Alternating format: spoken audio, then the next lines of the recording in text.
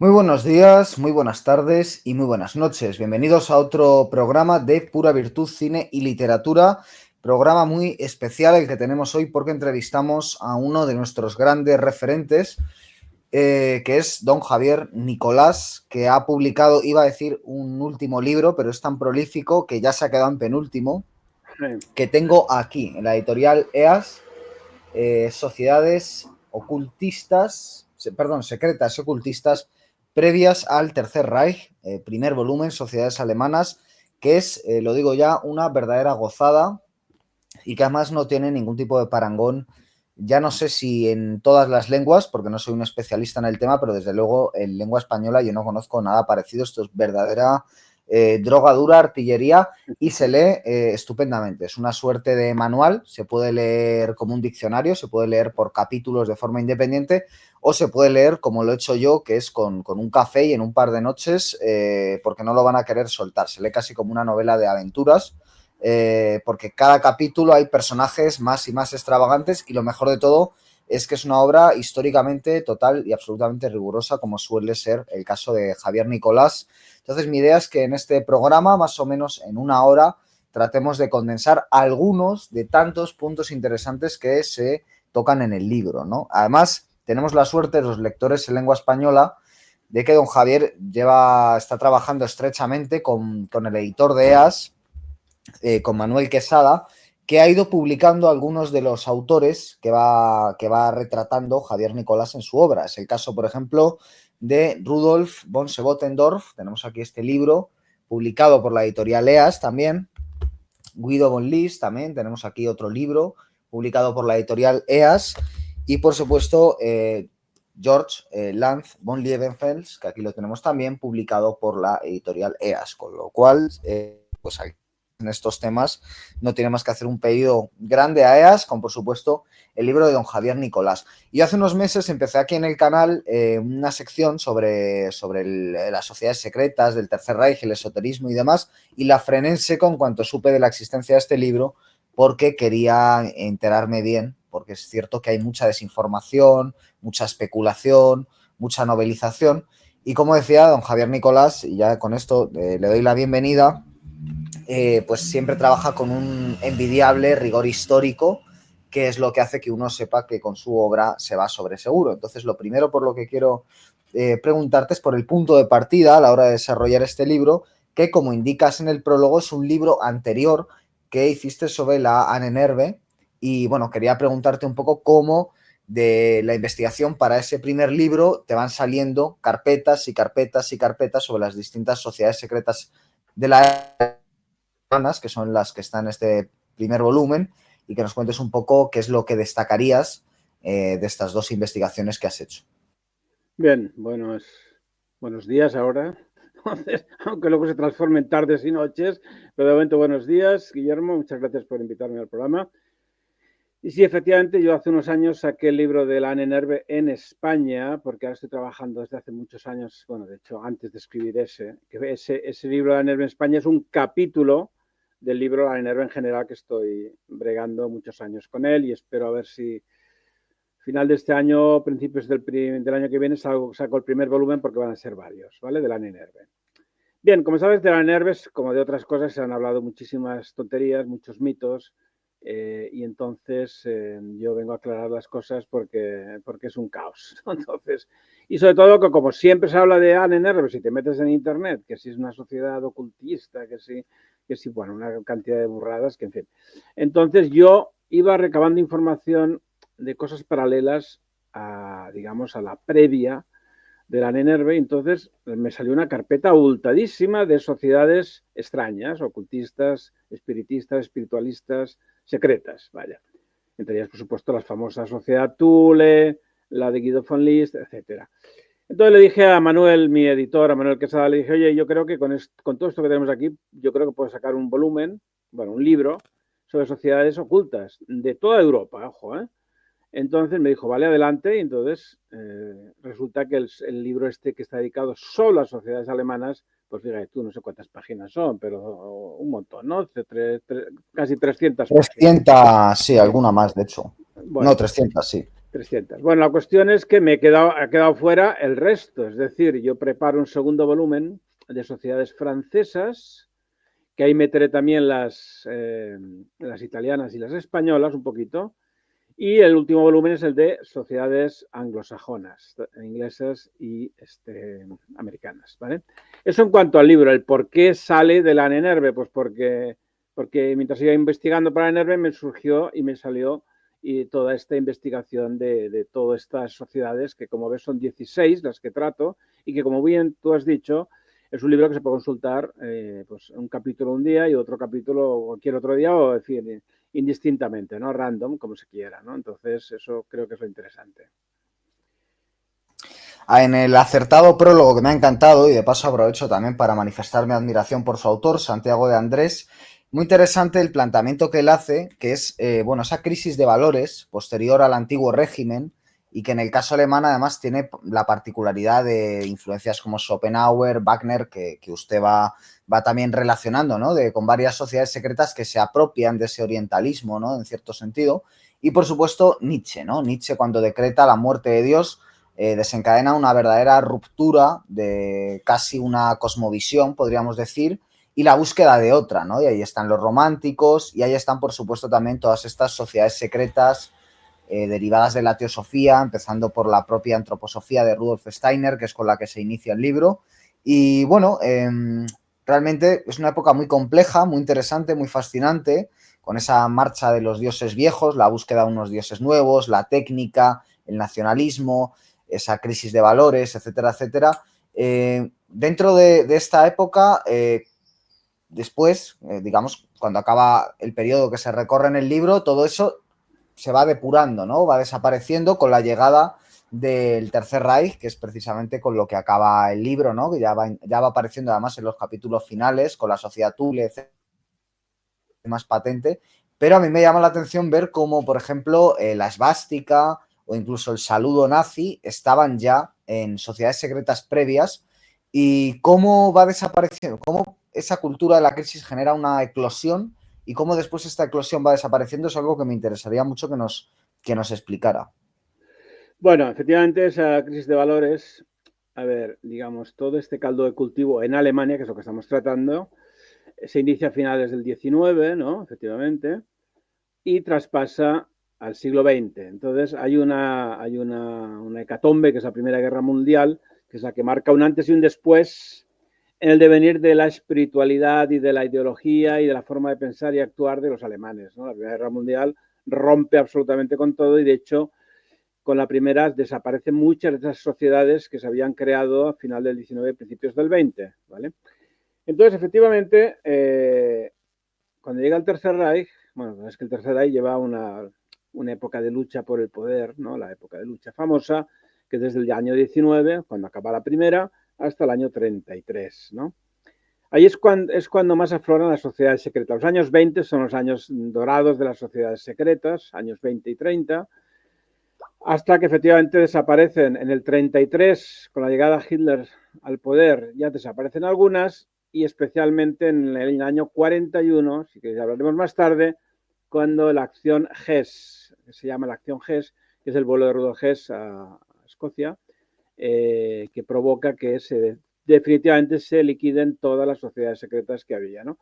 Entonces, lo que has dicho, que es muy interesante, efectivamente, que hay cosas que no las inventó el Tercer Reich, ya venían de antes. El saludo brazo en alto, el Sieg Heil o el Heil Sieg era un saludo normal en las sociedades secretas, el saludo romano en algunas de ellas, la esvástica en la mayoría, ya sea levógira o destrógira, y las runas ya ni te cuento. Entonces, digamos que ese caldo de cultivo ya viene anterior, y lo que hace el nacionalsocialismo es recogerlo, especialmente a través de pensadores como Dietrich Eckart, Austin Stuart Chamberlain, Alfred Rosenberg, etcétera, etcétera, ¿no? Lo que sí, que cuando hablemos de la influencia de estas sociedades sobre el Tercer Reich hay que tener mucho cuidado, especialmente con la sociedad Thule, que parece que sea el precedente del partido alemán del NSDAP, y sin embargo no fue así, ¿vale? Así que eso lo dejo caer ahí. Bueno, estaba buscando, hay que decir que además de todo es un libro bellísimo, o sea, primero es una preciosidad de edición, el tipo de papel, el tipo de letras, se lee muy cómodamente y además es una edición bellamente ilustrada, o sea, verdaderamente es una gozada como aparato puramente visual. Estaba buscando las esvásticas, no las he encontrado, que no las tenía marcadas, pero claro, es que es casi, o sea, esto es mejor que ir al cine, o sea, este libro es mejor que ir al cine, no te van a ofrecer una película mejor, es verdaderamente es una barbaridad y bueno, este programa es un poco una introducción, pero el libro hay que comprarlo y hay que leerlo porque es una gozada de libro. Ahora bien, también mencionas al principio el tema del Volkis, de la vida rural, y en un momento dado se menciona un fragmento de un texto donde se habla de María, Maya y de Isis, ¿no? Como tres vertientes de la madre naturaleza, en esta suerte de neopaganismo que también imperaba mucho en la época.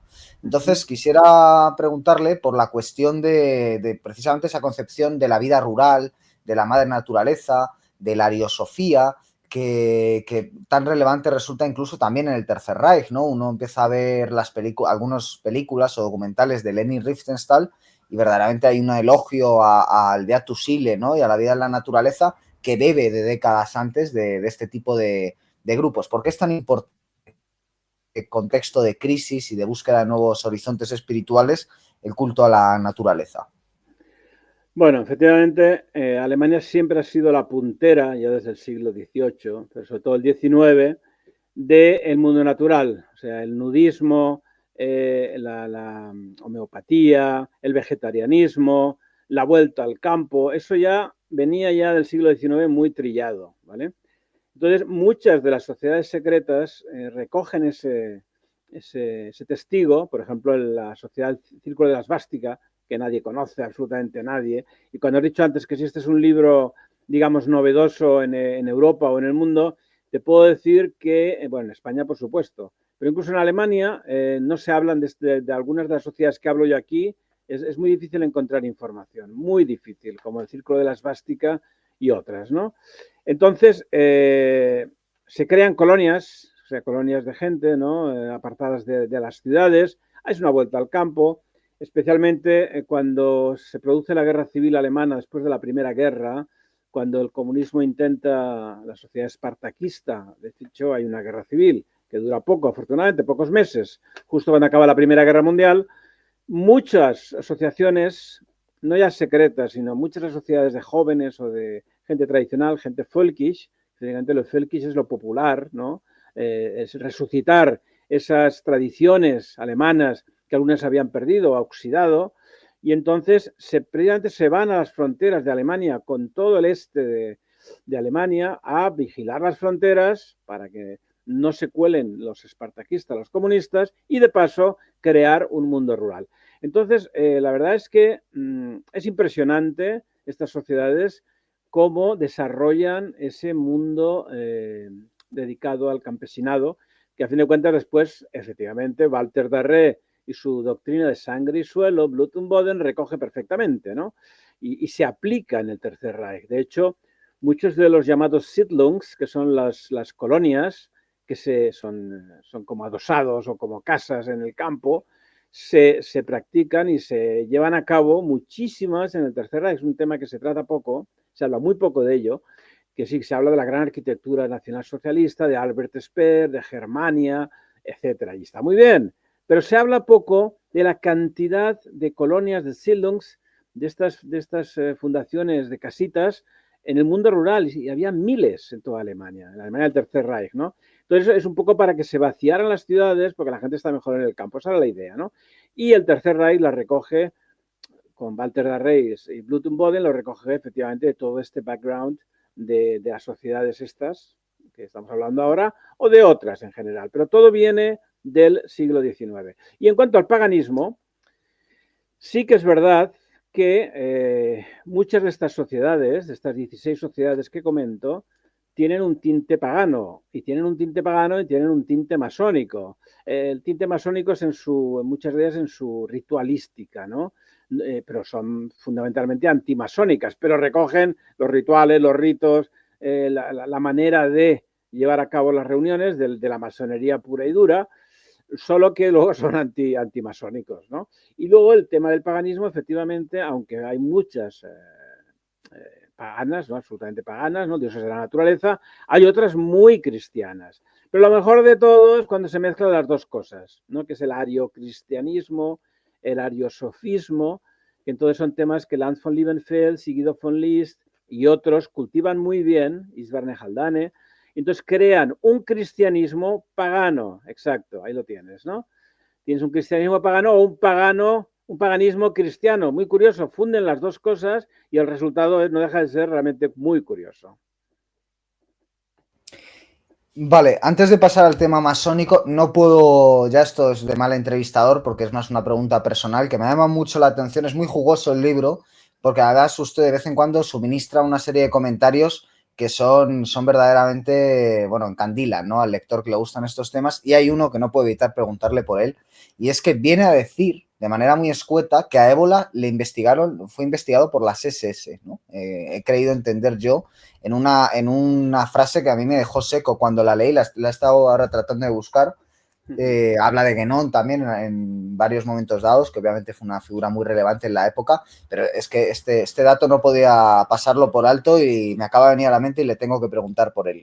¿Cómo fue esto de que investigaron a Ébola las SS, ¿no? Vale, Ébola, bueno, su trayectoria mejor es hasta que acaba la Segunda Guerra Mundial. Luego yo soy muy crítico con el Ébola de los últimos años, la verdad es que no me gusta nada, incluso comentarios muy malos respecto al nacionalsocialismo, pero su primera época fue muy buena, los años 20 y 30, sobre todo los 30. Entonces, él había ya publicado unas obras muy interesantes que en un momento dado, Karl Wolff, el brazo derecho de Himmler, y el propio Billigut, el mago de Himmler, ¿no? Karl Maria Billigut, de la SS también, se interesan por Ébola, por este noble italiano que está escribiendo cosas muy interesantes del del punto de vista racial, efectivamente. Bueno, hay que decir que no era noble, si no me equivoco, no era Bueno, a noble, eso ver, era una historia, ¿no? Que se siempre inventó. se ha dicho que era noble, pero bueno, si no, a ver, la nobleza no está reñida con que ser marqués, conde o príncipe, sino él era un noble, un aristócrata, ¿no? Digamos, como persona. O sea, era un tío, pues, que hacía la elegancia de manera de ser, de vivir o de actuar, era un aristócrata. No era, digamos, no era un bohemio, no era un intelectual de libro, de biblioteca de libros así de 1000 libros. No, era un aristócrata. Noble o no, a mí me da igual, la verdad. La cuestión es que sí, sus escritos les interesó a este. Entonces, enseguida contactaron con Himmler y Himmler dijo, bueno, averiguar quién es este hombre, ¿no? Y entonces, por supuesto, pues lo que hicieron simplemente a través de la embajada alemana en Italia y a través del servicio, bueno, a fin de cuentas, la Gestapo, la SS, están dirigidas por Himmler, ¿no? Entonces siempre hicieron un pequeño dossier sobre Ébola que se lo presentan a Himmler, le parece muy bien, o sea, no hay nada que ocultar, es un tío que tiene una trayectoria muy buena, y es a partir de ahí cuando le invitan a dar una serie de conferencias a la SS en Alemania, ¿vale? Entonces, y no solo eso, sino además que Himmler le invita a colaborar con la Ahnenerbe. Es una cosa que se sabe poco, bueno, los que están muy metidos en Ébola obviamente sí, pero en general no se sabe mucho, que Ébola fue un colaborador activo de la Ahnenerbe en los últimos años, los años 40, ¿no?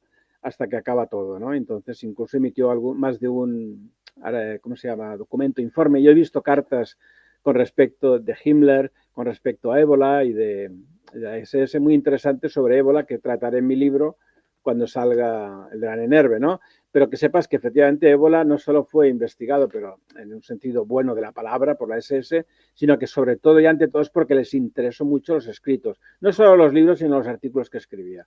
Y eso hizo que Himmler le llamara, como llamó a Otto Rahn, el famoso alemán que investigó los cátaros, pues por su escrito, por su libro La cruzada contra el Grial, a Himmler le interesó y también le llamó para colaborar con la Ahnenerbe, ¿no? Son casos similares.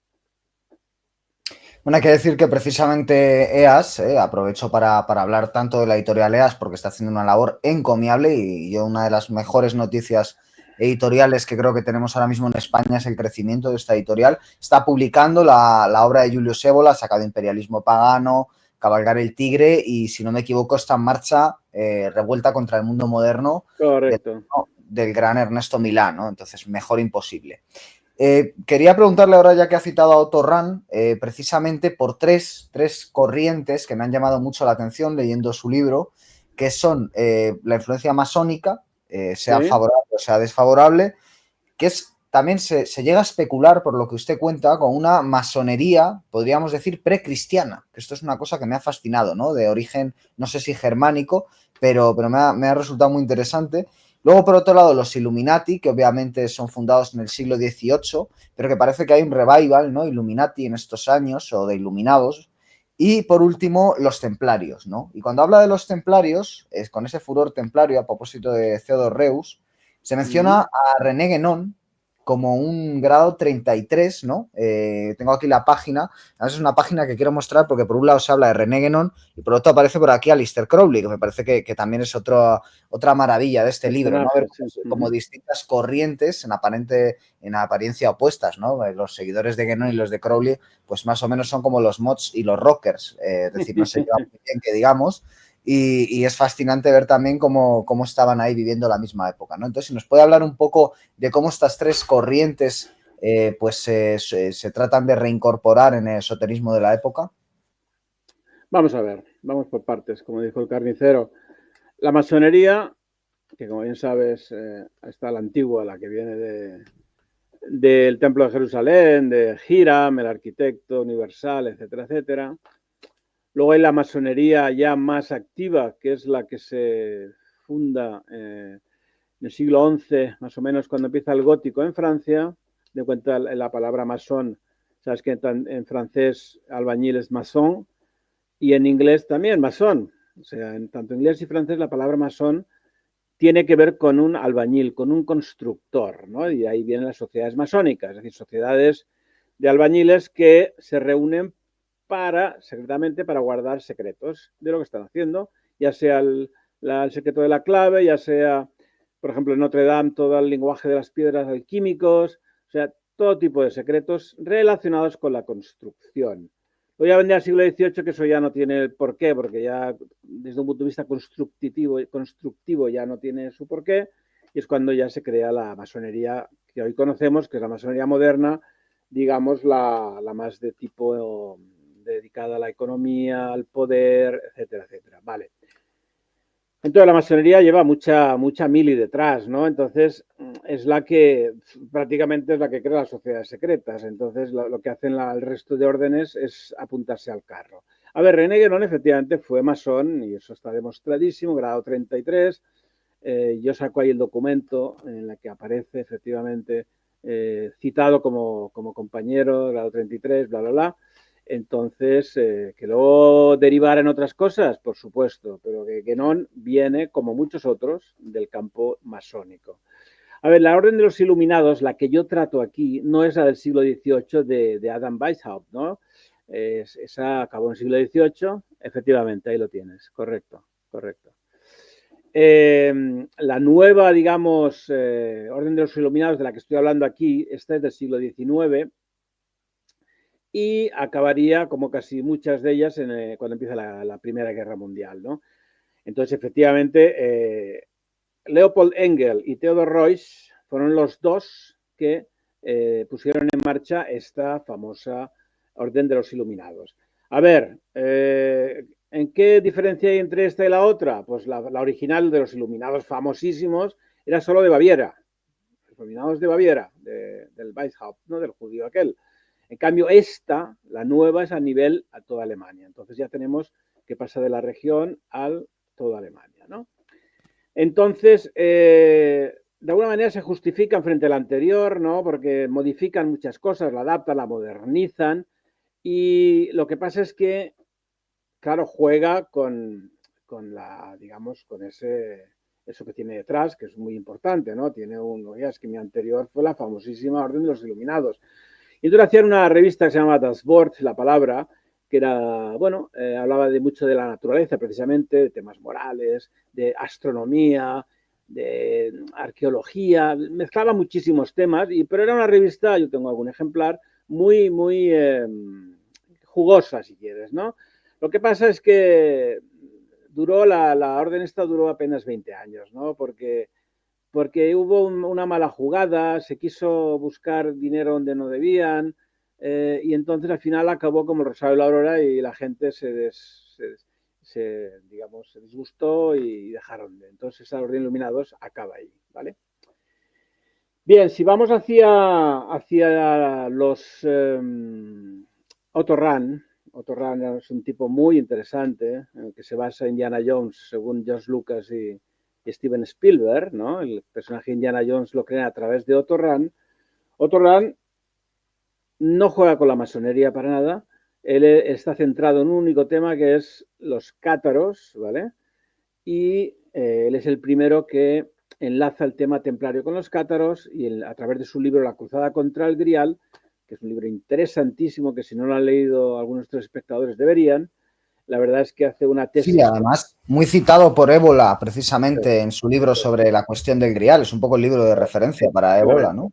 Claro. Es que es la referencia para todo el mundo. Vale, que sabe, ahí está el de Chrétien de Troyes, el famoso, ¿no? Hay otros libros, por supuesto, fundamentales en el tema de Parsifal, el Grial, etcétera. Pero repito, Otto Rahn es el primero que enlaza cátaros, tesoro templario y Grial, ¿vale? Entonces, bueno, yo ahí explico, hay una serie de historias de Otto Rahn, que estaba en la SS, que luego escribe casi por encargo de Himmler su segunda obra, que también la recomiendo, que es La corte de Lucifer, ¿vale?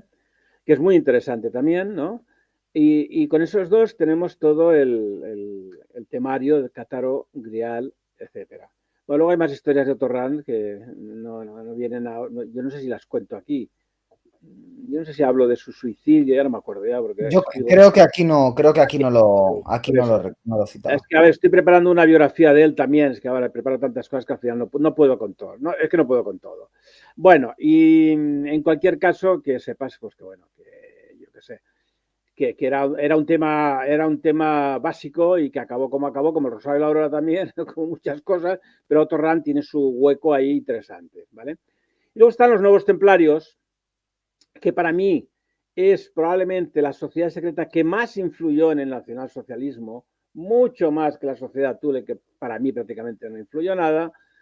La Orden de los Nuevos Templarios, de corte ariosófico, por supuesto, y del amigo Lanz von Liebenfels, que te recuerdo fue un monje cisterciense, sale del monasterio para crear esta nueva orden templaria, correcto, ahí están los escritos, creo que el prólogo es mío de ese libro, si mal no recuerdo. Bueno, Así entonces, es. así es, ¿no? Vale. Entonces este hombre era un hombre fascinante, tenía su abadía y él crea la nueva orden templaria saliéndose de su orden, él fue monje, ¿no? Y entonces este es el que crea un poco ese ariosofismo, es decir, un cristianismo pero pagano, o sea, una cosa muy curiosa, ¿no? Bueno, entonces él forma una serie de prioratos por toda Europa, y la verdad es que tiene unos escritos, escribió muchísima obra, es impresionante la cantidad de libros que escribió este hombre y muchos de ellos, la verdad es que influyen muchísimo en algunos de los destacados líderes del nacionalsocialismo. Además, quiero decir, guarda ¿cómo se llama? La estética templaria, que es la gracia, claro. Ellos van con las túnicas, con la cruz patada roja de los templarios, aunque utilizan la esvástica también. De hecho, hay algunos uniformes, le llamo uniformes, son túnicas o como le queráis llamar, que también llevaban la esvástica. De hecho, se dice que la primera esvástica que ondea en Alemania, 1907, ojo. Está exacto, correcto, muy bien. Oye, vas preparado, ¿eh? Bueno, pues la primera bandera que ondea de la esvástica fue precisamente Lanz von Liebenfels el que la pone ahí lo tienes, efectivamente, ¿vale? Entonces, en Berfenstein, en el castillo de Berfenstein, donde ondea esa bandera por primera vez en 1907. O sea, bastantes años después, imagínate, Hitler tenía 18 años, o sea, nada. Bueno, entonces, claro, por eso digo que el sustrato de estas órdenes es muy importante para lo que sería después el partido y el Tercer Reich. Y esta concreta, esta de los nuevos templarios, por toda su espiritualidad cristiana, pero al mismo tiempo su vuelta a la naturaleza, su paganismo, porque lo es, a ver, es que sus rituales no masónicos, pero casi. También tiene un ramalazo en cuevas, con una serie de ritos iniciáticos, bueno, muy a la manera de los masones, ¿no? Pero la verdad es que Liebenfels para mí es un tipo muy interesante y que dedico mucho en este libro a él, a su orden, porque me parece una de las más interesantes. ¿Y quién sería para usted el personaje que más le ha interesado? Uno que nos pueda decir de la galería. Tengo aquí un montón de nombres apuntados, pero ¿cuál sería usted a nivel personal, digamos, el que más interés le ha generado? O- Pues mira, precisamente el que crea la orden del Círculo de la Svástica. Este tipo, Isberner Haldane, que no lo conoce ni su portera, no lo conoce absolutamente No, yo no lo nadie. conocía y me ha No, no, no. fascinado. Me ha Sí. fascinado su vida, su muerte, que es casi como un Eh, santo, ¿no? La muerte, etcétera, es correcto, fascinante. correcto. No, no, este tipo, Isberner Haldane, tiene un nombre un poco raro, para mí es el más fascinante. Pero era un tipo muy curioso que de hecho aparece en el año 20 y desaparece enseguida. Es decir, no está muchos años, pero el tipo, a través de este círculo de la esvástica, crea una colonia de personas, ¿no? En la cual en cada casa, porque era una serie, yo he estado ahí, efectivamente es el símbolo, correcto, ahí está, y este es él, Isberner Haldane, correcto. Entonces, él crea en un bosque, yo he estado ahí, que da algunos restos, una serie de casitas donde cada una tiene una esvástica, ¿vale? Entonces, él ahí va, bueno, aparte, Isberner Haldane era miembro del partido nazi, o sea, se hizo el miembro del partido nazi después, en el 33, cuando más o menos se hace todo el mundo, ¿no? Bueno, todo el mundo no, quiero decir, cuando llega al poder el Tercer Reich, fue cuando más gente se afilia, lógico, ¿no? Por eso Hitler tuvo que decir, pues ahora no, mira, ahora usted se queda, pues ahora no. Entonces, paró la afiliación porque decía, estos son los oportunistas, ¿no? Bueno, en cualquier caso hay parte que sí y parte que no.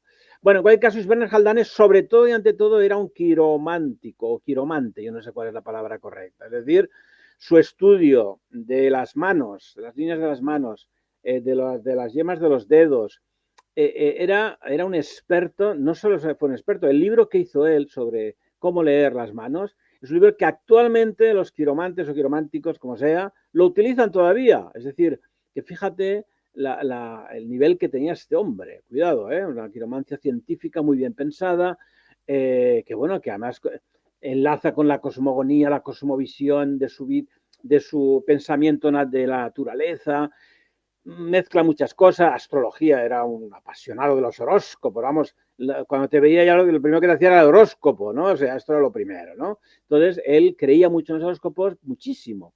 Y luego tenía pues todos sus escritos sobre religión cósmica, la cábala, la psicología aplicada a elementos de este estilo, y por supuesto bebió del ariosofismo de los anteriores, de Guido von List y de ¿cómo se llama? Y Dan von Liebenfels. De hecho, estos dos son muy comentados en las reuniones que tenía Isberner Haldane en esto. Ahí tenéis la Sextansteine, que es el centro pagano por excelencia de Europa. Yo diría que en Europa es Sextansteine y en España es el Cañón del Río Lobo, si me apuras, la ermita templaria, ¿no?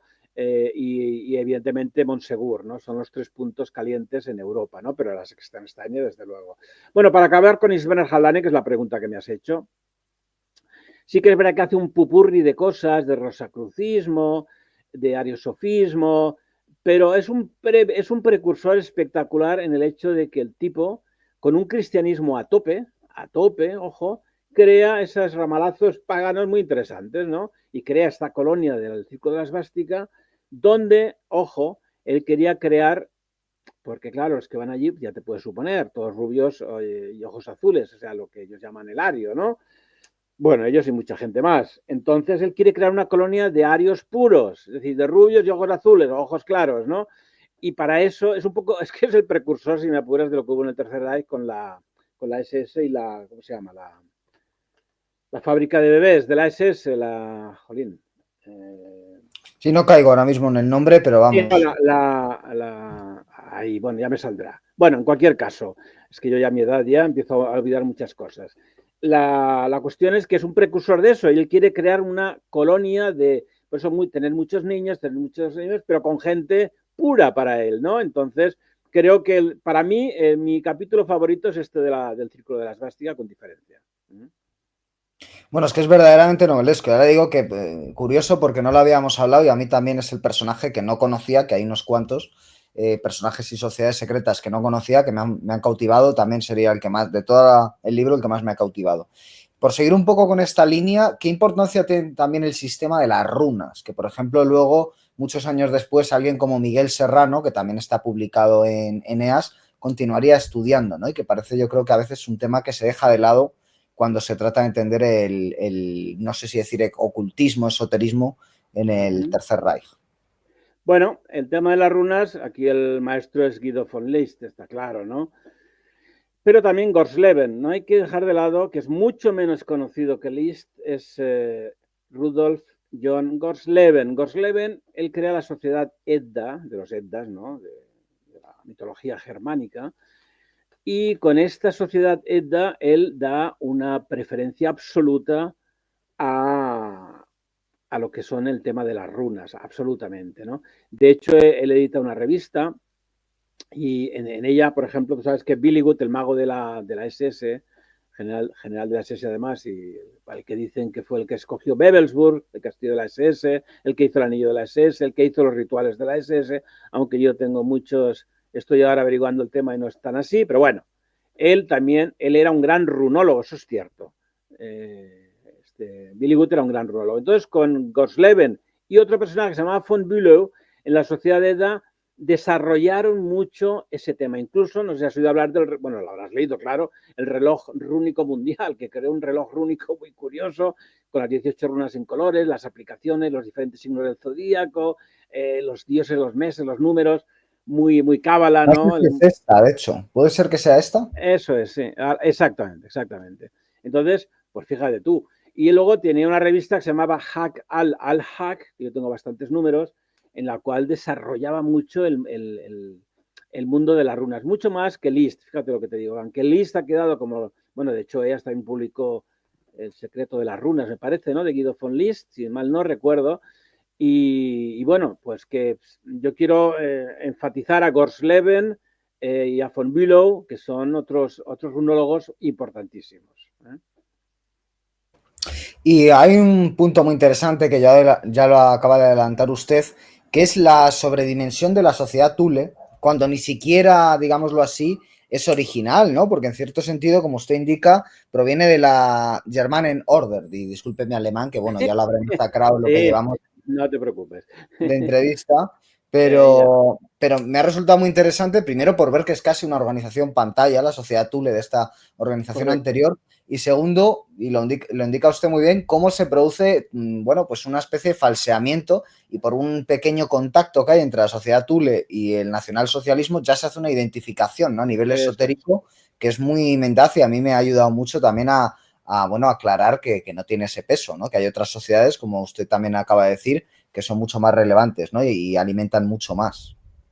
A ver, efectivamente, ha quedado siempre la sociedad Thule como la gran sociedad secreta, que es la que más influyó en el nacionalsocialismo, con diferencias. De hecho, es de la única que se habla realmente, la sociedad Thule.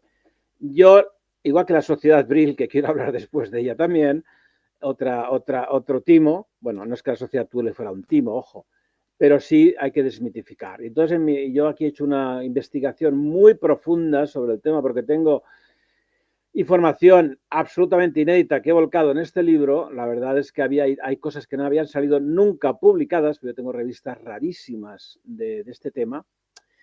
Y entonces, efectivamente, la sociedad Thule era la sociedad pública, la sociedad que se conocía de la realmente importante que era la Germanen Orden, la orden germánica, ¿no? La orden germánica era la sociedad secreta y la sociedad Thule era la sociedad normal, que tú podías ir ahí a escuchar una conferencia, a escuchar un concierto de órgano que tenía ahí música, o la coral de la sociedad Thule, que también existía, ¿no? Entonces, eso estaba en el hotel Vierjahrzeiten, en el Hotel Cuatro Estaciones, en Múnich, yo me colé un día, bueno, he ido varias veces, me colé en el sótano y pude estar en la sala donde estaba transformada, lógicamente, pero ahí es donde estaba la sociedad Thule ubicada, ¿no? Quedaba un callejón, porque se entraba por el callejón, en fin, un tema muy interesante. Entonces, el amigo Sebotendorf es el gran farsante, lo siento mucho, ¿eh? Pero, a ver, la Germana en Orden estaba, sí, este es la masonería turca, el libro de Sebotendorf. Bueno, su libro más importante es el de que habla de la sociedad Thule, ¿no? El que se llama Hoy estoy fatal, ¿eh? No, Vamos a hombre, es que ver. son muchos datos y No, a ver si lo pusiera aquí. a ver, Pero vamos. ahora sale. Bueno, la cuestión, además tengo el nombre en alemán. Bueno, es igual. Hermann Pohl era el de la Sociedad Germánica Disculpe, y ¿puede ser que sea el talismán de los Rosacruces, la no, práctica operativa de la antigua no, no, no, masonería no, no, no, turca, no, no, los documentos de los primeros días del movimiento nacional socialista? Son las que no. vienen aquí indicadas. Nada, Vale, pues son pues las que nada. vienen en la contrasolapa. No. Bueno, ya me saldrán. Antes de que Hitler llegara, ese es el libro, Before Hitler Came. Antes de que Hitler llegara. Entonces, un poco lo que hace es hablar de la sociedad Thule como precursora del Tercer Reich, antes de que Hitler llegara. Este es el famosísimo libro de Sebotendorf.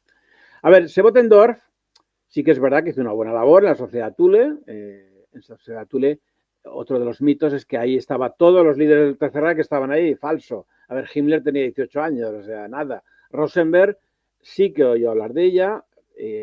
Probablemente a lo mejor fuera alguna conferencia, pero no fue miembro de la sociedad Thule. Hitler muchísimo menos. Dudo incluso, porque no hay pruebas de que Hitler fuera alguna actividad de ellos. Dietrich Eckart, su mentor, el famoso el mentor de Hitler, sí que es que incluso dio conferencias allí en la sociedad Thule, pero no era miembro. Y el único miembro de facto importante del Tercer Reich fue Rudolf Hess. ¿Vale? Rudolf Hess era probablemente el hombre más interesado en cuestiones esotéricas de los grandes del Tercer Reich. ¿Vale?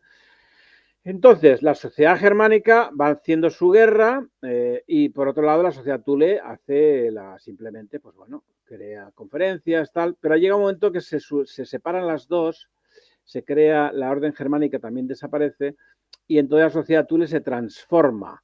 Pero también es verdad que la sociedad Thule fenece en los años 20, mucho antes de Hitler llegar al poder, ¿no? Entonces, por eso no se puede pretender decir que la sociedad Thule influyó en el Tercer Reich. Claro que las ideas que tenía la sociedad Thule o la orden germánica son las de siempre, por supuesto. Pero claro, el libro este que publica Sebotendorf en el año 33, con otra oportunista, en este caso además sí, este libro de cuando antes de que Hitler llegó resulta que ahí es donde dice pues, que gracias a la sociedad Thule se crea el partido, el NSDAP, gracias a la sociedad Thule se crea el periódico del partido, el Volkischer Beobachter, que no es bien así, gracias a la sociedad Thule, Hitler y otros miembros de la sociedad Thule, falso. Entonces cuando Hitler dice que es esto, lo prohíbe, el libro es prohibido. Y no solo el libro es prohibido, aunque se hicieron 2 ediciones, sino además que Sebotendorf es obligado a marcharse de Alemania. O sea, imagínate la influencia que tendría en el Tercer Reich. Así que con eso te digo todo. Pues por ir terminando, como ha citado la sociedad Brill, le quiero preguntar por esta sociedad, que es otra de las que más pie ha dado a fantasías, junto a la sociedad Thule, en parte por un libro que yo alguna vez me pregunté en mi casa, digo, bueno, ¿qué pensará don Javier Nicolás del retorno de los brujos? Bueno, pues ya lo sé porque por fin lo he descubierto, viene aquí incluido. Y bueno, al final la sociedad Brill proviene también de Bulwer Lytton, que tiene mucho que ver no solo por este libro, sino también por el tema de los polos, ¿no? Incluso Correcto. nos puede llevar esto a la cuestión de la Atlántida, que también tiene mucho que ver con Blavatsky, sobre todo con Steiner, ¿no? Que hablaba mucho con Rudolf Steiner, que hablaba mucho de los Eso es. atlantes. Y un poco empieza usted, de hecho, hablando de Steiner, de su revista Lucifer, Eso etcétera, es. ¿no? De tratar de datar.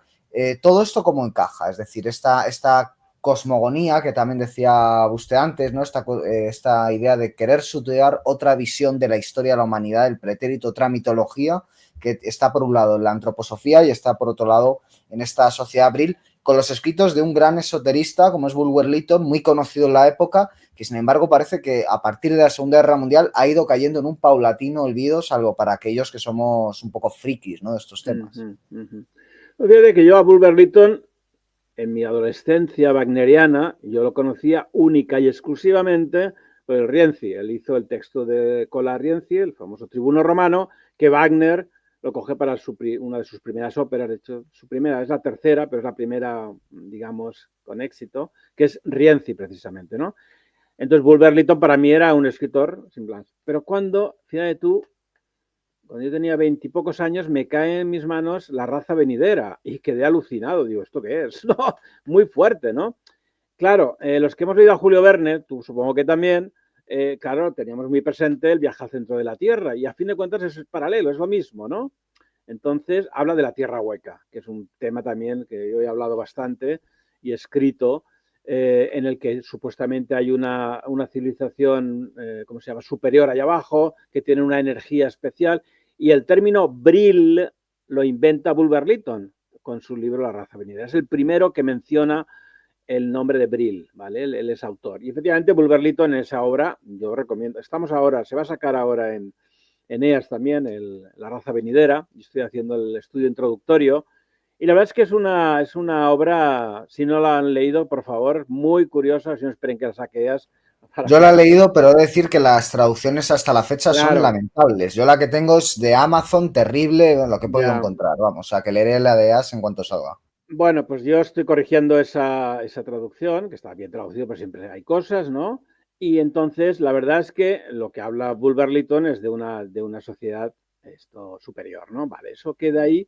Y entonces vamos a enlazarlo con el primer libro que has citado, que es el que menea el avispero, que es el de los Powells y Berger, el del Retorno de los Brujos, que bueno, eso es, madre mía, qué libro, por Dios. Me lo he vuelto a releer porque yo lo he Bueno, se leído. llega a decir, ahí es donde está la famosa máxima de que el Tercer Reich es Genón con tanques, ¿no? Se llega a Exacto, decir. sí, sí. No, ese libro, pero hay gente que se lo cree, supongo, pero la verdad es que fue un antes y un después. Ese fue el libro que marcó y el que sacó el esoterismo nazi, ese libro, ¿no? Hay que decirlo, es cierto. Entonces, bueno, importante sobre ese libro. Primero, que fantasea no quiera saber, o sea, la fantasía que pone ahí es brutal. Pero hay gente que dijo, ostras, pues mira, debió existir una sociedad, Brill, mire usted, pues no. Entonces, ahí se inventan ya personajes, como es la famosa María Orsic, ¿no? Que yo digo en mi libro, en este libro, que no existió siquiera. Es que no existió. Mira, yo soy genealogista, que también lo digo ahí, y hago árboles genealógicos. Y entonces me metí un poco a averiguar el apellido Orsic y no cuadra para nada con esta mujer, esto de entrada. Que se Luego, decía que era amante de Nikola Tesla, si no me equivoco. Es una de las tantas efectivamente, no, leyendas no. urbanas. Una de las cositas era esa, efectivamente. Entonces, oye, vamos a ver, quiero decir, no.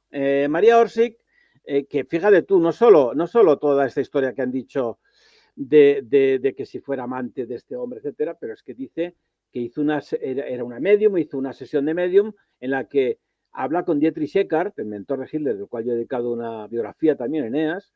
Dietrich Eckart es una persona muy importante, muy interesante. Hace una sesión medium que aparece Dietrich Eckart y entonces va diciendo cosas y luego María Orsi parece como si fuera la consejera de Hitler. Hitler, como yo he leído, no estoy inventando, Hitler no hacía ninguna cosa importante sin consultar a María Orsic. Bueno, vale ya, ¿no? Entonces, quiero decir, además meten por medio a Karl Haushofer, el famosísimo geopolítico, mentor de Rudolf Hess. Entonces, crean un planche, la Blavatsky, el mundo oriental, la telepatía desde Alemania al Tíbet, ¿no? Entonces, claro, crean una sociedad que de verdad, no sé, hablan de una serie de revistas de la Sociedad Abril, que yo, no, mira que yo tengo revistas raras para parar un camión. Jamás he oído hablar de esas revistas que menciona. Está inventado. Igual que María Orsic, ¿no? Entonces, ¿qué quieres que te diga? Toda esa literatura que se produce después del libro de Bergier, es decir, los años 60, 70, 80 es cuando se crea la Sociedad Abril, créeme, se crea, ¿vale? Antes no nadie. Mira, además los famosos expertos, no sé si has leído a Goodrich Clark, el famoso que hizo el libro. Este además era antropósofo, si no me equivoco, ¿no? Era supuesto deudor de Rudolf Steiner, ¿no? Británico. Efectivamente, efectivamente. Bueno, pues este hombre que hizo las raíces ocultas del nazismo, es un libro buenísimo, buenísimo. Y yo diría que es la Biblia de las sociedades secretas. Luego él ha hecho el Antiguo Testamento y yo he hecho el Nuevo Testamento con mi libro, ¿vale? si se me permite decir esto. En el caso, Goodrich Clark ni la menciona.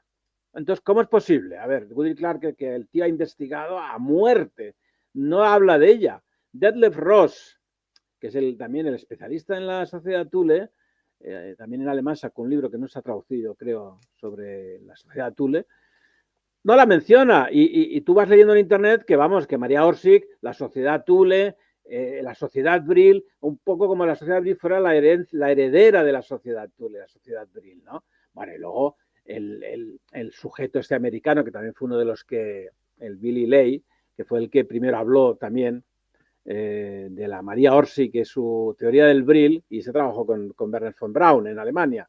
Bueno, total, que entre unos y otros, al final la sociedad Brill es un cuento chino, pero de lo más fascinante.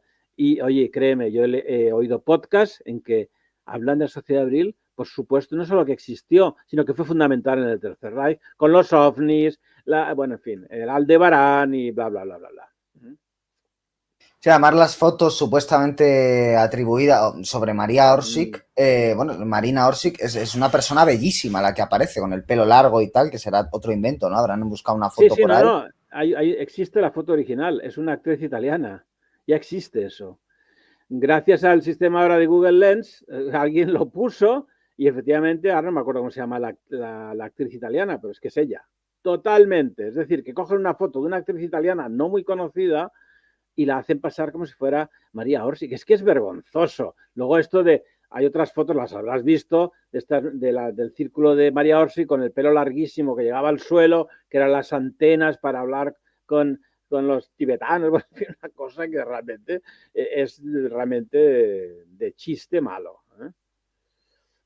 Pues don Javier, para no alargarnos más, por supuesto, invitar a la lectura del libro y una pregunta final, dos curiosidades para los que nos interesan estas cuestiones, que es una, la homosexualidad en el Tercer Reich, y sobre todo en el periodo inicial, ¿no? Y cómo luego eso se va depurando, que es un tema que ha dado pie a mucho debate, se ha hecho escarnio a veces con ello desde los rivales, etcétera. Y luego, por otro, la fascinación o no, que hay de verdad y que no, en la fascinación de Adolf Hitler por la lanza de Longinos que está en Viena. Es un poco las dos preguntas, así Vale. curiosidades con las que quiero terminar, si le parece. Sí, sí, perfecto. Vale, vamos al tema homosexual.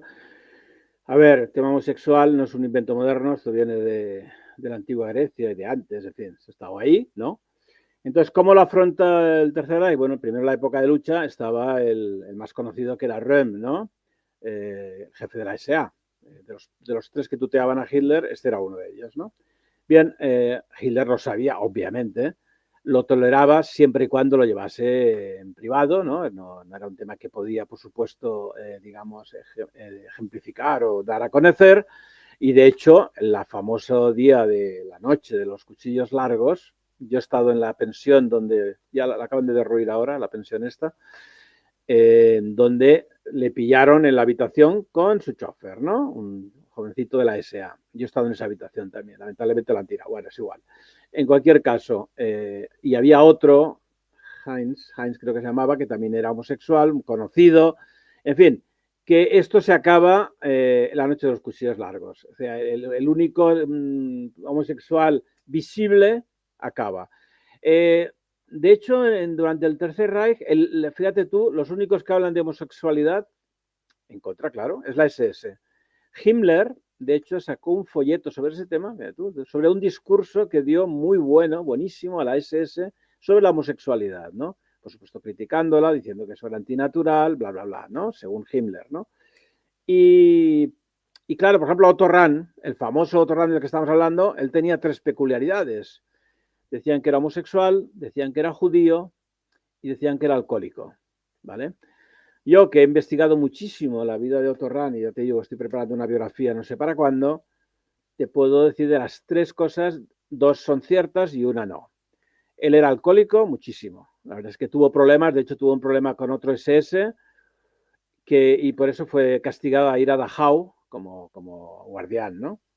El tema judío, ya te digo que no, Otto Rahn no era judío, de hecho a Otto Rahn se le encarga el árbol genealógico de Himmler, imagínate tú, y luego hizo el suyo porque él tenía que presentar en la SS, porque Otto Rahn era SS, y ahí demuestra perfectamente que Otto Rahn no era judío. Y la tercera, justo la homosexualidad. Bien, pues sí, Otto Rahn era homosexual, y aunque se tuvo una boda ficticia y tal, han aparecido años después toda la correspondencia que tenía con uno de sus novios, digamos, un francés, y la homosexualidad latente de Otto Rahn es el que le llevó, con toda esta presión que tenía, a suicidarse, aunque también dicen que le suicidaron, pues este es tema de harina de otro costal. Entonces, con eso resumo, era un tema que sí que se hablaba en las revistas de higiene racial, por ejemplo, yo tengo revistas que se habla de la homosexualidad como una enfermedad curable, pero no había más paulo a otras cosas, ¿vale? Y lo que me ha dicho de la danza de Longinos es un tema muy curioso, porque obviamente, como bien sabes, Hitler estuvo en Viena cuando acaba la Primera Guerra Mundial. Antes de la Primera Guerra Mundial, cuando se va de Linz y se va a Viena, su época durísima, que estuvo trabajando en la construcción y que vivía de pintar acuarelas, pues él tuvo oportunidad, por supuesto, de ver la danza de Longinos en Viena, que es donde estuvo. No siempre, ahí está el tema, ojo con este tema. Porque la teoría, el mito, el tópico es que la NNB buscaba objetos de poder como el Arca de la Alianza, como el Grial, como la Tabla de Salomón y como la lanza de Longinos. A ver, la lanza de Longinos no estuvo siempre en Viena. Esta es la clave. Hitler la ve en Viena, pero Hitler sabe la historia de la lanza de Longinos. La lanza de Longinos, cuando el imperio de Carlomagno la deposita en Colonia, en la ciudad de Colonia. Y siempre estuvo en la ciudad de Colonia. Cuando entran las tropas napoleónicas, se la llevan de allí, se la llevan a otro país, que es Austria, bueno, el Imperio Austrohúngaro, y la desplazan de Colonia a Viena para protegerla de Napoleón, que se llevaba todo, como bien sabes. Por eso, cuando acaba la guerra napoleónica, ya estaba en Viena y se quedó en Viena desde el siglo XIX.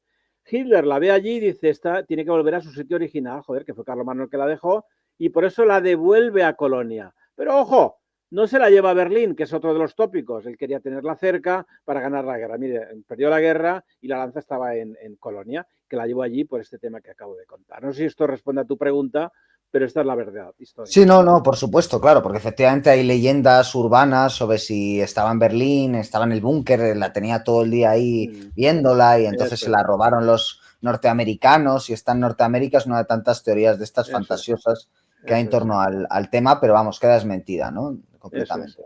Eso es. Y entonces sobre estos objetos de poder, por ejemplo, el Grial, ya que lo ha comentado así en unos minutos, Sí. dice, una de las leyendas urbanas es que Otto Rahn fue enviado, ¿no?, a buscar el Grial, todas estas leyendas hollywoodenses. Vale. De los objetos de poder que ha explicado, el Arca de la Alianza, la Lanza de Longinos, lo acabo de decir ahora, no fue objeto de búsqueda por parte de la NNRB. La Tabla de Salomón, que dice que cuando Himmler vino a España en el año 40, que también lo explico en mi libro de la NNRB en España, que dicen que estuvo hablando con la comunidad judía de Toledo, eso es falso, mentira, para hablar de la Tabla de Salomón, a ver dónde estaba, falso, que fue a Montserrat a buscar el Grial, mentira también, ya yo lo desmonto todo eso en mi libro este, pero digamos que el único objeto de poder que efectivamente la NNRB buscó, o sea, Himmler, fue el Grial. ¿Y por qué? A través del libro que he comentado de Otto Rahn, de Cruzada contra el Grial, efectivamente Himmler se interesa porque parece ser que Otto Rahn pudiera encontrarlo. Entonces, la historia que te voy a contar ahora es muy curiosa, que no creo que salga ahí, ya no sé porque, repito, ya son tantas cosas. En fin, Otto Rahn sigue buscando, investigando en las cuevas, en las grutas, en los castillos cátaros, y antes de suicidarse, él se da de baja de la SS, ¿no?, a Karl Wolff, el brazo derecho de Himmler, y escribe a Karl Wolff diciéndole, la frase es enigmática, ya sé dónde está. Entonces hay gente que dice que se supone que es el Grial, el tesoro de los cátaros, ya sé dónde está. Y luego hay la segunda parte de esto, como bien sabes, en el año 44, en verano del año 44, los alemanes se van de Francia, con lo cual el Vichy acaba con Pétain, y se envía un comando, Himmler envía un comando con Otto Skorzeny, ni más ni menos, a buscar el Grial. O sea, imagínate lo que te estoy contando. Entonces, ese comando, teóricamente, va allí porque Himmler tiene las coordenadas que le ha dado Otto Rahn, de dónde está el Grial. Ojo, ¿eh? Él, supuestamente, Otto Skorzeny se va a Francia con las coordenadas de Otto Rahn, descubre el Grial, el tesoro de los cátaros, y va y vuela a Berlín y se lo da a Himmler. Ahí queda la cosa. A ver, yo he leído bastantes entrevistas con Otto Skorzeny, que como sabes estuvo en España, y en un par de entrevistas él, ¿cómo se llama? Él desmiente esta historia, ¿vale? Entonces, hay dos versiones, como siempre. La desmiente porque porque efectivamente no pasó, o la desmiente, pues porque tampoco quiere dar a conocer esa historia, ¿no? Siempre te queda la duda, ¿no? Entonces, pero estoy investigando el tema para mi libro La Nerve y cuando llegue a ese punto voy a exprimirlo al máximo porque es un tema que da para mucho. Y muy brevemente, Himmler, entonces, cuando viene a España, ¿es verdad que está muy interesado en las vírgenes negras? ¿O eso también es un mito? No, a ver, mira, yo tengo al milímetro lo que hace Himmler en España. Tengo la crónica que salió en la revista de la SS, Das Schwarze Korps, el cuerpo negro. En ningún momento, yo he hablado con el sobrino del cura de Ripoll, el monje Ripoll, que es el que atiende a Himmler. Nada, esto es más, el mito es que precisamente no fue a saludarla, ni entró en la abadía. Eso es mentira, porque hay una foto que se ve a Himmler con la mureneta, ¿no? Entonces, ¿cómo no iba a entrar en la abadía? Himmler era un personaje muy culto. Estuvo una hora solo en Montserrat, lo que dio tiempo a visitar la abadía, hablar con el bibliotecario, para preguntar no si tenía el grial, sino simplemente para hablar un poco de la biblioteca, que él sabía que el archivo había sido destruido por los franceses en el siglo XIX, así que mucha información no iba a haber sobre el grial. Fue a ver el museo propio de Montserrat y fue ¿cómo se llama? Al monumento de los Requetés y finalmente subió en el teleférico arriba para contemplar Montserrat, porque a fin de cuentas Himmler era muy culto, wagneriano, y el Parsifal de Wagner, como sabes, lo pasa en las montañas de Montserrat. Entonces todo eso hacía un caldo de cultivo interesante para Himmler, pero ni vírgenes negras, ni grial, ni historias raras, nada de nada.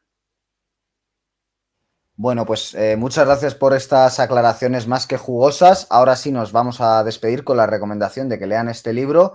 Ya estamos con los dientes largos esperando sus próximos trabajos, que imagino que maldita la gracia le hace si está ocupado en sacarlos todos ellos adelante, pero bueno, usted ha creado la necesidad, así que le vamos a hacer responsable de esa necesidad. Y nada, de verdad que recomendar este libro, que se lee como la mejor de las novelas negras, y eso que es un libro rigurosamente histórico, así que más allá de su originalidad, de su exactitud de la investigación, pues también como lector, sencillamente, pues quiero recomendarlo y quiero agradecerle que haya venido al programa, don Javier, y darle desde luego la enhorabuena y manifestar la admiración por el trabajo que hace. Y gracias también a los espectadores por haber llegado hasta este punto del canal. Volveremos pronto con más programas en Pura Virtud, Cine y Literatura. Hasta pronto.